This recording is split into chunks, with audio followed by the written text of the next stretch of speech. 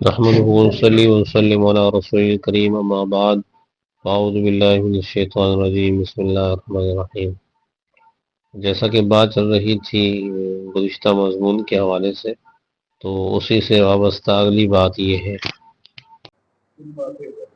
تین اہم واقعات جو سیرت کی کتابوں میں درج ہیں ہجرت کے دوران پیش آئے۔ پیش تو اور بھی واقعات آئے، ملاقاتیں اور بھی ہوئیں، لیکن تین اہم واقعات ان میں سے تھے۔ پہلا واقعہ حضرت ام معبد، ان کے خیمے پر سے گزر ہوا تو وہ چونکہ راستے میں خیمہ موجود تھا، اور ہجرت کے جو راستہ ہے نا، آج جو یہاں پر اگر ہم وہاں جائیں مکۃ المکرمہ یعنی حرمین جائیں تو جس راستے پر ہماری جو سواریاں چلتی ہیں یہ بالکل اسی راستے پر بنا گیا، طریق الہجرہ عموماً۔ لیکن آپ سنوں میں جب ہجرت کی تھی تب تو معمول سے ہٹا ہوا راستہ تھا، یعنی اس راستے سے لوگ نہیں جاتے تھے، معمول کے راستے سے ہٹ کر آپ نے ہجرت کی تھی تاکہ ان کو پتہ نہ چل جائے۔ لیکن پھر وقت گزرنے کے ساتھ ساتھ اسی راستے کو آج جو سعودی حکومت ہے اس نے طریق الہجرہ یعنی مکہ سے مدینہ جانے کے لیے جو سواریاں استعمال ہوتی ہیں، جس راستے سے ہم جاتے ہیں مکہ سے مدینہ، یہ وہی راستہ ہے اس راستے پر آپ صلی اللہ علیہ وسلم چل کر مدینہ پہنچے تھے۔ تین اہم واقعات پیش آئے۔ ایک واقعہ تو ام معبد کا تھا، خیمے میں پہنچے، کچھ کھانے کے لیے مانگا، خریدنا چاہا، کچھ تھا نہیں، ایک لاغر بکری لی، آپ نے اس کو ہاتھ لگایا، دودھ بھر آیا، خود بھی پیا، سیدنا صدیق اکبر نے، آپ کے ساتھیوں نے، اور اسی طریقے سے پھر ام معبد کو دیا، پھر مزید برتن بھر کر دیا۔ اس طریقے سے آپ صلی اللہ علیہ وسلم کی برکات کا اظہار ہوا۔ جب ابو معبد آئے تو ان کو بتلایا گیا کہ انہوں نے بتلایا کہ ہاں ایک نوجوان ہے مکہ سے چلا تھا، وہاں کے لوگوں نے ان کو نوجوان کا لفظ استعمال کیا، حالانکہ آپ کی عمر مبارک 50-53 سال تھی۔ ان کے بارے میں ان کے لوگوں نے مخالفت کی ہے اور وہ وہاں سے چلے ہیں، غالباً وہی ہیں۔ پھر ام معبد کو لیا، مدینہ میں آ کر مسلمان ہوں۔ یہ ایک واقعہ۔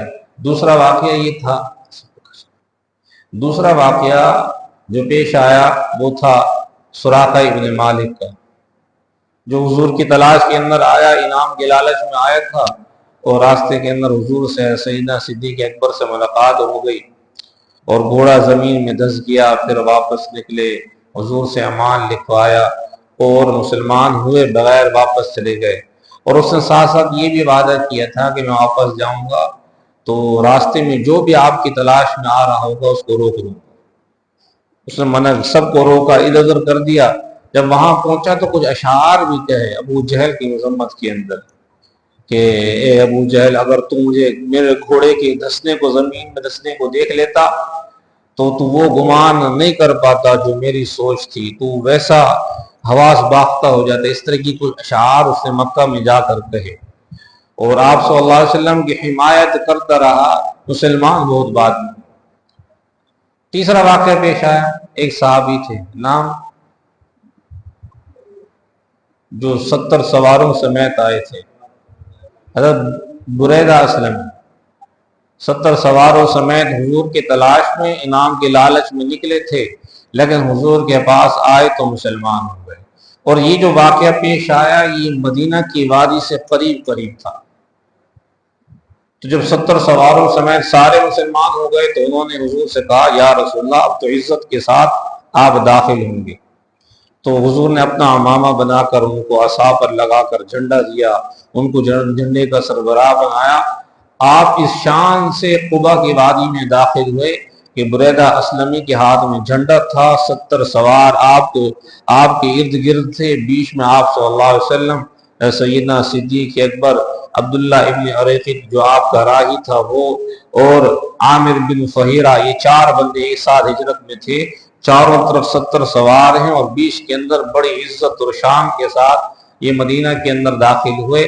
سب سے پہلے قبا کی وادی میں تشریف لے گئے، پھر قبا سے مدینہ تشریف لے گئے، اور مدینہ کے اندر اونٹنی ایک جگہ پر بیٹھی، یہ وہی جگہ تھی جہاں مسجد نبوی کی بعد میں تعمیر ہوئی۔ وہاں سے اٹھ کر اونٹنی چلی گئی حضرت ابو ایوب انصاری رضی اللہ عنہ کے گھر کے سامنے، وہاں جا کر بیٹھ گئی۔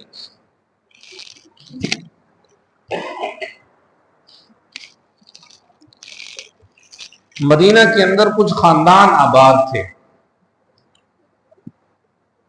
5 تو بڑے خاندان تھے، 2 عرب کے خاندان، قبیلہ اوس، قبیلہ خزرج۔ اوس اور خزرج دونوں بھائی تھے، ان کا یہ خاندان ابتداء چلا تھا۔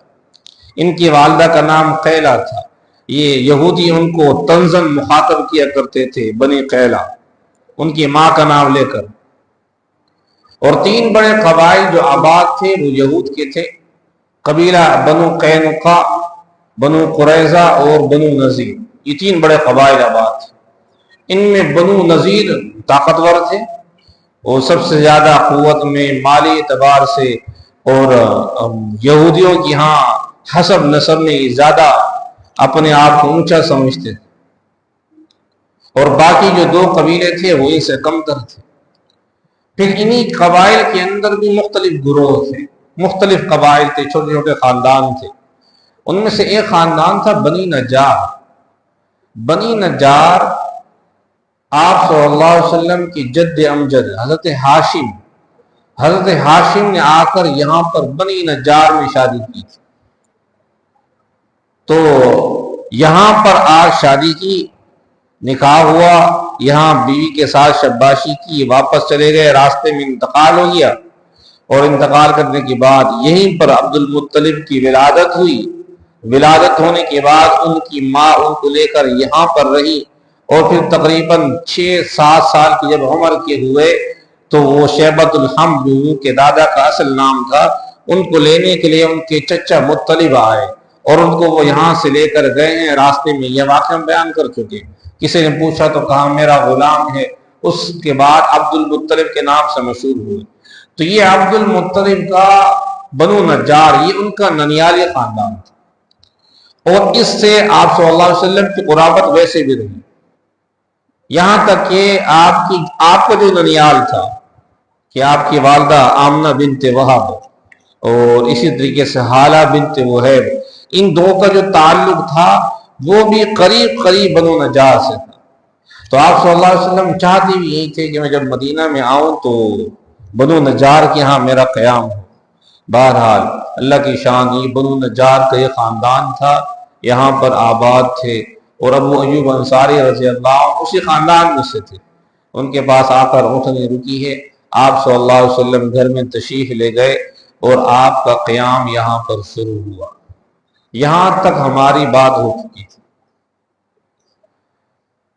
اب اس کے بعد مدینہ میں چونکہ آ کر اسلام کا رخ بدلا، یعنی اسلام کو اللہ نے وجاہت دی، اسلام کو اللہ نے عزت دی، اسلام کو شہرت ملی، اسلام کو تقویت ملی، اور اللہ رب العزت نے اہل اسلام کو، مومنین کو، مسلمین کو مضبوط کیا، اور مضبوط کرنے کے پیچھے بہت سارے احکامات ہیں۔ ان میں سے ایک بہت بڑا حکم جو مدینہ کے اندر آئے وہ جہاد کا حکم تھا۔ تقریباً ہر سال کوئی نہ کوئی غزوہ پیش آئے ہے، اور غزوہ وہ جنگ کہلاتی ہے جس میں آپ صلی اللہ علیہ وسلم بنفس نفیس خود شریک ہوتے رہے، یہ غزوہ کہلاتا ہے۔ اور کئی جنگی مارکے تو ایک سال کے اندر سیرت کتابوں میں پڑھیں گے تو 10-10، 12-12 جنگی مارکے پیش آئے ہیں، چھوٹے موٹے آپس کے اندر جھڑپیں ہوئی ہیں مسلمانوں کی اور کفار کی، ان کو سرایا کہا جاتا ہے۔ بعض بڑی جنگ ہوئی حضور کے بغیر ہوئی، جیسے جنگ موتا ہے، جس کے اندر بڑے صحابہ کرام بھی شہید ہوئے، اور بعض چھوٹی موٹی جنگیں اور آپس کے اندر جھڑپیں ہوتی رہی۔ تو بہرحال تو اب یہاں پر آ کر آپ آباد ہو گئے، اور آپ صلی اللہ علیہ وسلم مہمان بنے حضرت ابو ایوب انصاری کے، اور ہم نے ان کے گھر کے حوالے سے بھی تاریخی پس منظر بتلایا تھا کہ یہود کے علماء یہاں آ کر آباد ہی اس لیے ہوئے تھے کہ یہاں نخلستان تھا، اور ان کی کتابوں میں علامات موجود تھی کہ نبی آخر الزمان نے انہی علاقوں میں آنا ہے۔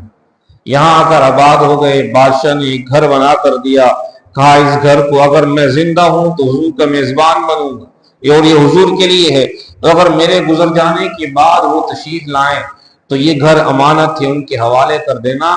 یہ 400 سال کے بعد حضور کی آمد ہوئی، اس گھر بننے کے 400 سال کے بعد، اور جس میں ابو ایوب انصاری رضی اللہ عنہ رہ رہے تھے، یہ اس عالم کی اولاد میں سے تھے کہ جن کو اس بادشاہ نے جو کہ شاہ یمن تھا اس نے گھر بنا کر حوالے کیا تھا کہ حضور تشریف لائیں تو ان کو دے دینا، آپ نہیں تو آپ کے بعد والے دے دیں۔ آپ تشریف لائے، اس گھر میں رہنے لگے۔ اب اسلام کی وسعت ہونے لگی، اسلام کا دور دورہ ہونے لگا، اسلام کی عزت، اسلام کی نشو و نما، احکامات بدلنے لگے، احکامات آنے لگے اور اللہ کی طرف سے وسعتیں آنے لگی۔ پھر سب سے بڑھ کر انصار مدینہ جو عہد کر کے آئے تھے بیعت عقبہ اولیٰ کے اندر، حضور ہمیں اپنی جان سے زیادہ عزیز ہیں، اپنے مال سے زیادہ عزیز ہیں، کچھ بھی ہو جائے گا اپنی جانوں کو قربان کر دیں گے، اپنے مال کو قربان کر دیں گے، اپنی اولادوں کو قربان کر دیں گے، لیکن آپ کی عزت اور ناموس پر، آپ کی جان پر آنچ نہیں آئیں گے۔ اور اللہ جزائے خیر دے، انہوں نے پوری زندگی حضور کا ساتھ نبھایا، حضور سے بڑی محبت، والہانہ محبت کی ہے، آپ کے ساتھ بڑی عقیدت۔ صحابہ، انصار صحابہ میں بڑے بڑے نام موجود ہیں جو کہ آپ صلی اللہ علیہ وسلم کے خاص معاون بنے۔ بعد کے اندر چل کر یہ جو جگہ جہاں پر اٹھنی پہلے بیٹھی تھی، یہ جگہ دو یتیم بچوں کی تھی، سہل اور سہیل یتیم تھے، اپنے چچا کی کفالت میں تھے، اور یہ جو جگہ تھی خالی جگہ تھی۔ یہ ان کے جو اونٹ، ان کے جو درخت تھے، کھجوروں کے درخت، ان درختوں سے جو کھجوریں اترتی تھی تو ان کھجوروں کو یہاں سکانے کے لیے، اس جگہ پر سکانے کے لیے رکھا جاتا تھا تاکہ ان کو سکائیں، اور سکا کر ایک پروسیس ہوتا ہے، اس کے ذریعے سے چھوارا بنایا جاتا ہے، تو وہ چھوارے بنایا کرتے تھے اسی جگہ پر۔ آپ صلی اللہ علیہ وسلم نے اس جگہ کو لینے کا ارادہ فرمایا، تو جب لینے کا ارادہ کیا تو مطالبہ کیا کہ ہم نے یہ جگہ خریدنی ہے، تو وہ یتیم دو لڑکے نوجوان سہل اور سہیل مسلمان ہو، تو انہوں نے کہا کہ یا رسول اللہ ہم یہ مسجد کے لیے ہم وقف کرتے ہیں۔ آپ نے فرمایا کہ نہیں، بلا معاوضہ لینے سے انکار کر دیا۔ یتیم ہے، نوجوان ہے، یتیم مالدار آدمی ہو تو ٹھیک ہے، یتیم ہے اور مالی وسعت بھی کوئی نہیں، آپ نے لینے سے انکار کیا۔ سیدنا صدیق اکبر سے کہا کہ آپ اس جگہ کا معاوضہ ادا کریں۔ آپ نے معاوضہ ادا کیا، 10 دینار میں اولین جگہ خریدی گئی، یہ پہلی مسجد نبوی۔ اب اس کی لمبائی چوڑائی کتنی تھی، اس میں مختلف روایات ہیں۔ ایک روایت کے مطابق 63 گز اس کی چوڑائی تھی، 63 گز لمبائی تھی، یہ اس کا مربع 63 مربع گز کے اندر وہ مسجد نبوی بنائی گئی۔ یہ دوسری روایت کے مطابق 100 مربع گز تھی، یعنی 100 گز چوڑائی، 100 گز لمبائی، اسی کے اندر جو ہے نا مسجد نبوی کو بنایا۔ مسجد نبوی کا صحن بھی بنایا گیا، اور اصل یہ کہ مسجد نبی کا اندرونی حصہ بنایا گیا، اس کے اوپر جو اس کے پلر بنائے گئے، ان پلروں کو وہ کھجور کو کھڑا کیا گیا، اس سے پلر بنائے گئے، اور اوپر کھجور کی چھال لگائی گئی، بچھائی گئی، اور اس کے اوپر گارا لگا کر اوپر سے بند کیا گیا۔ ایک کچی مسجد تھی، ابتدائی مسجد یہ تھی، ستون اس کے کھجوروں کے تھے، اور کھجوروں کے اوپر ان کو کسی طریقے سے اس کے جو چھال ہوتے ہیں ان کو برابر کیا گیا۔ یہ جو کھجور کے چھجے اترتے ہیں جسے جھاڑو بھی بنتے ہیں، یہ چھال ہوتے ہیں سامنے جو درختوں پر، ناریل کے درختوں پر لگے، تو ان سے ان کی آپس کے اندر ملایا گیا، اور چھالوں سے بہت زیادہ بھر کے اوپر سے بند کیا گیا، اس کے اوپر گارا لگا کے چھت کو بند کیا گیا۔ لیکن پھر بھی جب دور نبوی میں بارش ہوتی تھی تو گارا تھا، وہ بہہ گیا پانی سے، اور پانی مسجد نبوی میں آتا تھا۔ بعض جمعے بھی حضور نے ایسے پڑھائے ہیں، سجدے میں سر رکھتے تھے تو پوری پیشانی پانی میں بھیگ جایا کرتی تھی۔ یہ مسجد نبوی کی ابتدا تھی، اور آج مسجد نبوی کے اندر پانی کا تصور بھی نہیں ہو سکتا۔ اللہ نے اتنے عزت اور شان دی ہے، تو جس کو عزت اور شان ملتی ہے اس کی ابتدا بڑی آزمائش ہوتی ہے۔ صحابہ نے قربانیاں دی ہیں بڑی۔ اب یہاں پر مسجد نبوی کی بنیاد رکھی گئی،